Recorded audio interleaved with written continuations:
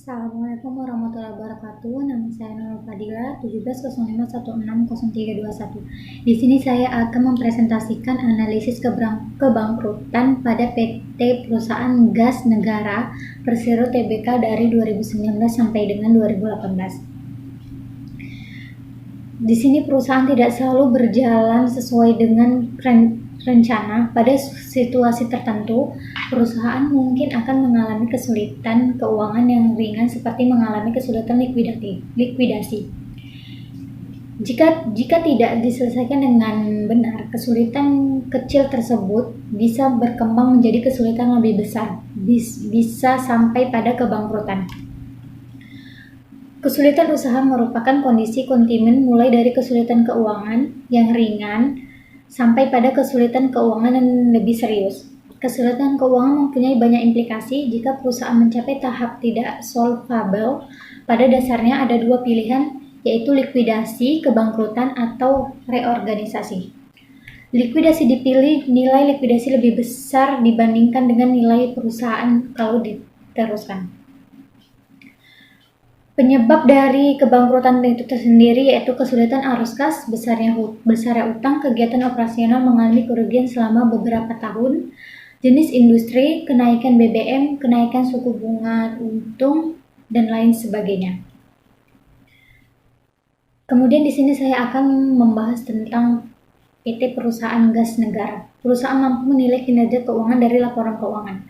Dalam laporan tersebut terlihat bagaimana kemampuan perusahaan dalam likuiditas, perolehan profitabilitas dan memenuhi kewajiban jangka pendek maupun jangka panjang.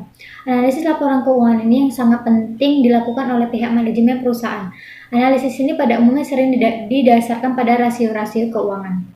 Adapun tanda-tanda kebangkrutan perusahaan sebenarnya dapat dilihat dari mulai laporan keuangan dengan cara melihat analisis kebangkrutannya. Analisis untuk mengukur kinerja keuangan, analisis kebangkrutan perlu dilakukan adalah mengetahui bagaimana kinerja PT Perusahaan Gas Negara. Adapun alternatif perbaikan kebangkrutan pada PT Perusahaan Gas Negara tersebut yaitu jika perusahaan mencapai tahap tidak solvabilitas, pada dasarnya ada dua pilihan, yaitu likuidasi atau kebangkrutan atau reorganisasi. Likuidasi jika nilai likuidasi lebih besar dibandingkan nilai perusahaan kalau diteruskan. Reorganisasi kalau perusahaan masih menunjukkan prospek yang baik sehingga nilai perusahaan kalau diteruskan lebih besar dibandingkan dengan nilai perusahaan kalau dilikuidasi. Kemudian pemecahannya dilakukan apabila masalah sudah parah. Kreditur dan pemasok dana lainnya ingin mempunyai jaminan keamanan dan keadilan pemecahan secara formal melibat pihak ketiga yaitu pengadilan. Caranya yaitu apabila nilai perusahaan lebih besar, nilai perusahaan dilikuidasi, dilakukan reorganisasi dengan merubah struktur modal menjadi struktur modal yang layak. Perubahan bisa dilakukan melalui perpanjang perubahan komposisi atau keduanya. Kemudian yang kedua, apabila nilai perusahaan lebih kecil, nilai perusahaan dilikuidasi, likuidasi lebih baik dilakukan. Likuidasi dengan menunjukkan aset-aset perusahaan. Kemudian didistribusikan ke pemasok modal di bawah pengawasan pihak ketiga. Kemudian perbaikan informalnya yaitu jika prospek perusahaan di masa mendatang cukup baik, kesulitan keuangan bersifat sementara, maka restrukturisasi perlu dilakukan. Jika kesulitan tersebut bersifat permanen, maka kebangkrutan atau likuidasi merupakan pilihan yang lebih baik.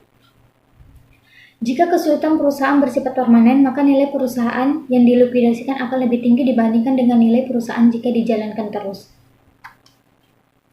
Likuidasi. Dalam beberapa situasi, likuidasi informasi juga bisa dilakukan. Jika nilai perusahaan dilikuidasi lebih tinggi dibandingkan dengan nilai perusahaan yang going concern atau berjalan terus, maka perusahaan sebaiknya dilikuidasi. Likuidasi informasi mempunyai kelebihan dibandingkan dengan likuidasi formal. Karena lebih cepat dan biasa menghemat biaya pengadilan.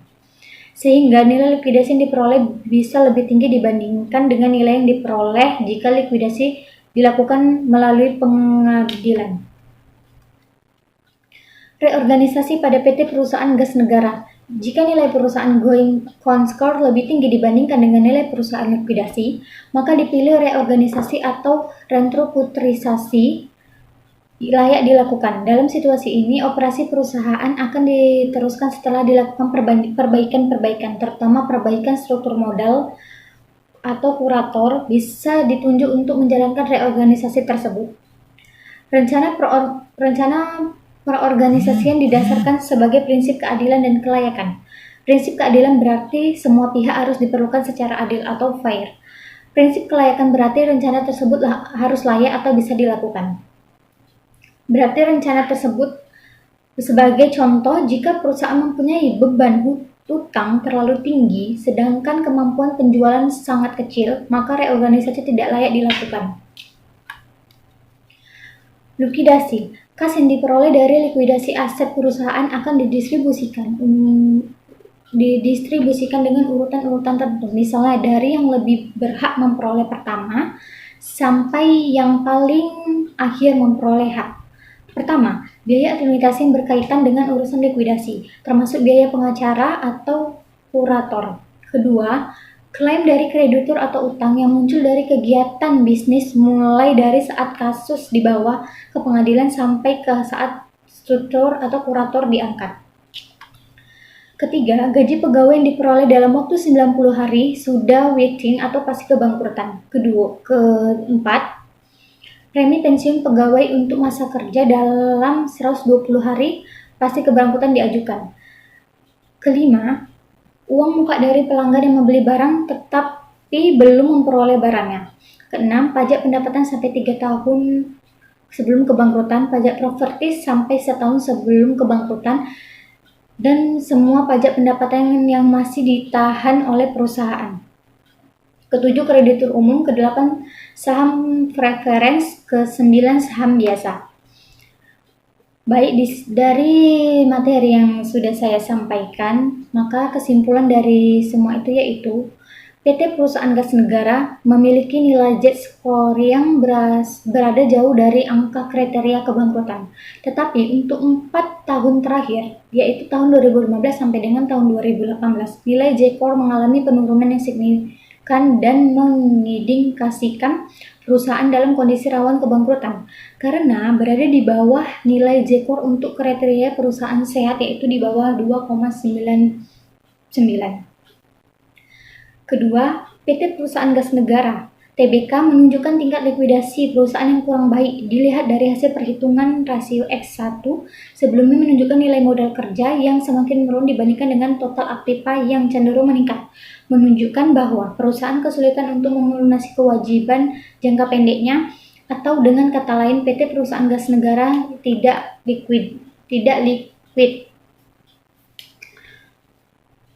Perusahaan Gas Negara atau PCL TBK menunjukkan tingkat perolehan laba yang kurang baik dilihat dari laba sebelum bunga dan pajak perusahaan yang mengalami penurunan, namun total aktiva perusahaan terus mengalami peningkatan. Hal ini menunjukkan pemanfaatan total aktiva dalam memperoleh laba atau keuntungan masih tergolong kurang efisien. Kemudian, PT Perusahaan Gas Negara atau Persero (TBK) untuk tahun 2009 sampai dengan 2014 memiliki nilai Z-score yang tinggi dan lebih dari batas atas rentang interval dalam setiap tahunnya, di mana batas antar rentang interval menentukan skor minimal bagi perusahaan untuk dinyatakan dalam kondisi sehat, atau dengan kata lain nilai Z-score yang dihasilkan selalu berada di atas rata-rata 2,99. Mungkin hanya sekian presentasi dari nilai kebangkrutan. Jika ada kekurangan saya mohon maaf. Wassalamualaikum warahmatullahi wabarakatuh.